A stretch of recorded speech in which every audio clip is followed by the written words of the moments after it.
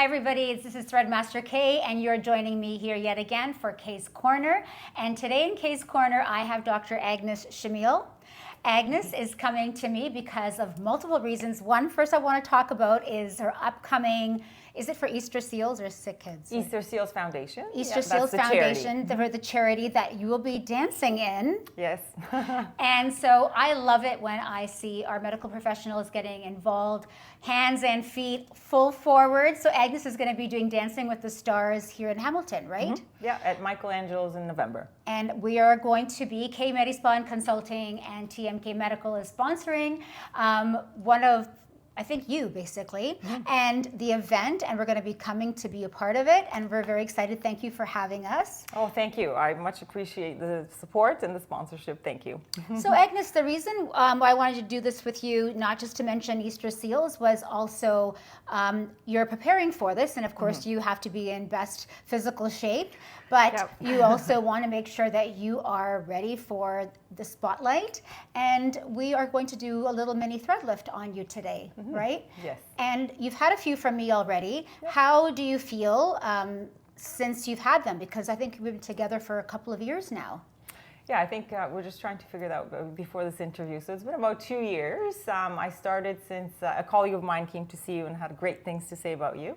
I think threads in general, out in the general public, had at least a couple of years ago a bit of a controversial, opinions. So it was important to me to come to somebody who knows what they're doing, somebody who's very experienced, somebody who's been in the business for many, many years. Thank so you. Yes. Certainly you have that opinion out there. Plus I had the opportunity to see firsthand what my colleague looked like. It is always a little easier yes, when that's somebody right. that you know and trust gets a procedure done and was very happy with it. So I decided to try. I was also at a point where I have done Botox and fillers for quite some time. Clearly my appearance is important to me. And I wish to sort of remain youthful and vital, but I was reaching a point where the filler was starting to make me puffy. Okay. How old are you now, Agnes? 46. Okay. 46. So you're right in that age group where you came, which is actually perfect timing. I would say if you can come sort of early 40s, it's a good time when you start to feel like, okay, I don't mind having the filler. It was helping me out, but now it doesn't contour me like I once used to. Correct. Right? Correct. Yeah, and I almost felt like it made me look heavier. Yes, the wrinkles would be gone, but it made me feel heavier than I actually am. And you're very petite. So, you don't want your face not matching with your overall silhouette, right? Yes. I also, as important as appearance may be to me, I also don't want it to look obvious. So, and I'm very open. If somebody asks me the question as to what I do or how do I keep looking the way I look, I don't hide it, but I don't want it to be obvious. I don't want to walk into a room and everybody knows that I've had filler, which with the filler procedures, sometimes that's a risk. It can become a little, especially if you cross a certain age group when, over 40, we don't generally have big cheeks, right? It's something we see in younger girls. We definitely see in babies. You look at a baby, the baby's all cheeks. But once we're like late 40s, we're not all cheeks anymore. And then we start to lose some of our contours. Just to get your professional opinion, because you are a medical doctor, you are outside in the world, but you say there was some contraindications or some controversy around threads. And what did you, as a physician and as a customer and a consumer, what did you hear, and what have you learned now that is different? Right. So I like to do my own research as well, and I suppose because I'm a physician myself, I value my colleagues' opinions. So I actually research a lot on YouTube, and specifically plastic surgeons' opinions. And there's certainly a lot of positives. Mind you, it sort of argues against their business to promote threads. But I did notice that the thread procedures were increasingly available in Ontario, in Yorkville, in sort of very high-end spas. And a lot of the opinions online where, for that age group between, let's say, 40 or arguably 45 to 55, I don't think a lot of us would be rushing to go under the knife. I'm certainly not ruling it out, but it seems early to me. That's right. So then what is the procedure of choice? And in fairness, I did also try the conservative or non-invasive therapy. I tried some lasers, and they make your skin very nice, but I wasn't seeing the lift. Right. So it was a bit of process of elimination. If I'm not running for a surgical procedure and I'm kind of left with Botox fillers, then threads really provide a nice a nice solution.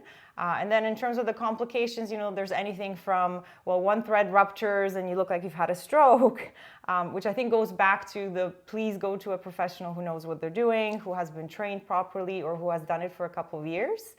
And then, so that would be number one. Number two, the threads don't last. And I think that's about expectations. That's right. They're not going to last for 5 years. No. They may not even last for a year. I think we have had this discussion. I'm very active. I work out a lot, and my skin is thin. So threads don't last long on me, whatever long may mean. The other thing is you get used to your appearance. So when you look your best, and then 2-3 months goes by, and you're like, that's not as good as it looked the day after the thread lift. Well, of course not. So it's about expectations as well. And you can always stop. And I guess the third concern is, well, you actually look worse after the threads than you did if you weren't to have them done. Right. But then it kind of goes to pictures. You probably do look worse as the thread wears off, but you look worse as if you were to get the thread lift again, right? So it's same as fillers, same as Botox. If you stop those procedures, you will look older for your age. So we will be showing her picture before when she first came to me baseline. That's a few years ago. Which was still great. Which is still great. But then you'll see Agnes now, and you'll see it's a few years later. Yeah. And you always had thin skin, but sitting at this point now, when I look at you, every time I have seen you, your skin is way healthier than it ever was. Yeah. Your skin is tighter and you're older. Yes. So we're going to be able to show this, especially on your before and after, because sometimes you don't see yourself, right? Right. So you kind of think, oh, and I was, you're 46, you said now. So you were like 43, 44 when you first came. That's like early 40s. I didn't start until my early 40s doing threads myself, but now at 51, I can't imagine what I would look like if I didn't do threads. I don't really want to think about it. I like the way I'm aging now. I think I do threads on you at least every 5-6 months. Yes. Right? Yeah, or a touch-up or a sometimes new area. It's a little area, or it's just honestly, for the patient who's 40 years and older, the follow-up is what you want, okay? You can come as often as every 3-4 months because you have another area, like, you know what, Kate, can you just do this? I have a party. Or, you have an event coming, can you just chisel my jawline? I have a special event. So that's what happens when you have a good relationship with your injector, and hopefully you don't live too far from them. You can pop over and you can have a quick little touch-up procedure. And those procedures are not for someone like Agnes. I've already done a full face on her. So we have been into sort of maintenance for a few years now, which is nice because there's very little downtime. Agnes goes right back to work usually. Generally to the hospital, to work, wherever, and it doesn't really stop you from doing anything you would normally have to do. Yeah, right? Correct. So you're going to come and see me. I'm going to do a little touch-up for Agnes, and then you will actually see her baseline picture and today's picture. And she said she's slim. She has a very lean BMI, and she's got thin skin. She's Caucasian. So sometimes these people can have a little bit more bruising, but honestly, I don't think you've really had any of that. Yeah, you get a little at the injection site, but nothing that cover-up can't look after, and certainly no more than I would after fillers. That's right. So there's nothing more traumatic than something that you've already been used to doing. Correct. Well, thank you so much. We're excited Thanks to for see having you, me. and we will be having a few clippets on for Agnes when she has her salsa dress on, and we're going to be enjoying the Easter Seals fundraiser, Dancing with the Stars, here in Hamilton, and we're going to be now showcasing the operatory and a little touch-up for Agnes. Perfect. Thank you. Thank you. All right, so what we're going to do is, if you see Agnes's side profile, I'm just going to do what they call contouring. So that's when I'm going to go right from preauricular and come down towards her mouth, and then just put towards pre-jowl and bring this back up. And I'm going to give her a little Botox here, and I'm going to go right across her jawline with just two units of Botox, because that will give her a mid-face little cheek pop. It'll stop the platismals from pulling, and it'll just smoothen this whole area out. Generally, you can do combination treatments. If you needed to do some filler, you could do that. Generally with filler, I suggest to go down to periosteum and go deep, and then do the threads on top if necessary at that time, especially if it's a special event, like a wedding, special event that you're doing. Sometimes you just need a really good one and done, and that you do add a filler or Botox and or threads and a combination treatment. So that absolutely can be done.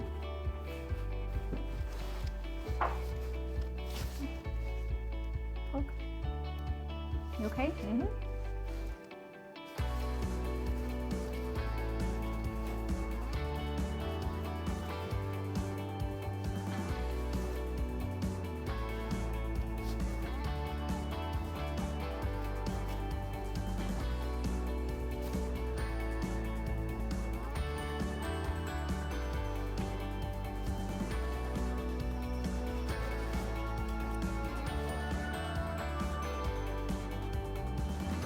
Agnes?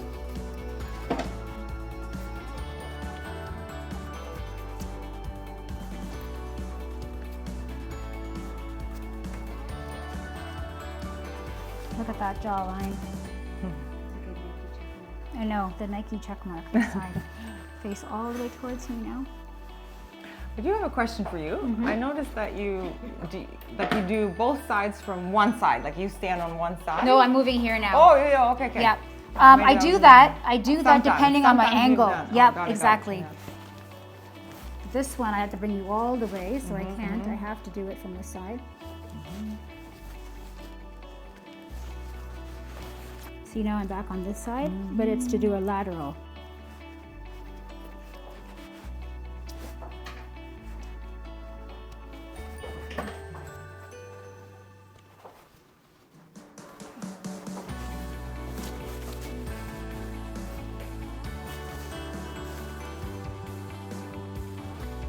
How do you close up so fast?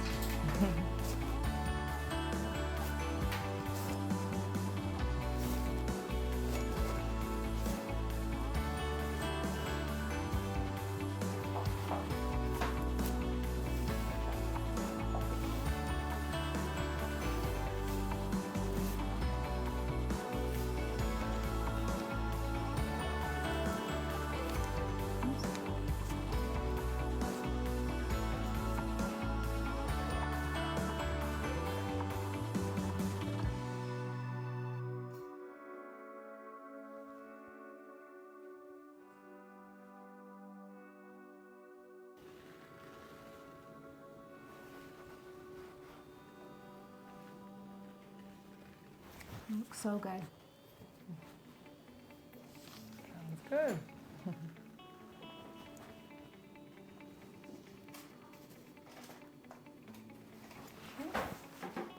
Just 2 units here. No. I'm gonna go across here. Let me know what you think about this, okay? Because I don't know, have you done it like this before? No, I've done the DOAs, Yeah. but that's it. 2, 3 units, right across a bit, maybe.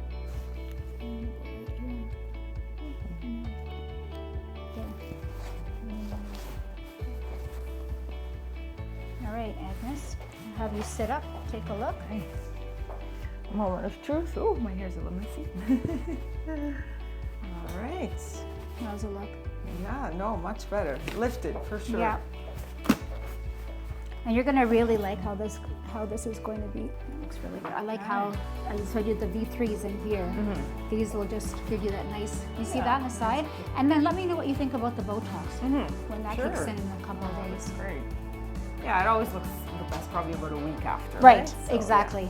Exactly. Okay, awesome. Thank you so much. Thank you. All right, made it. Thank you very much. You're we'll welcome. see you November We'll see- 24th. See, I know, November 24th. Dancing with the Stars, everybody. Dr. then. Agnes Shamil. Yes. Shamil, I'm gonna have to perfect. Shamil. Dr. Agnes Shamil. Take Dancing care. with the Stars. Thank you.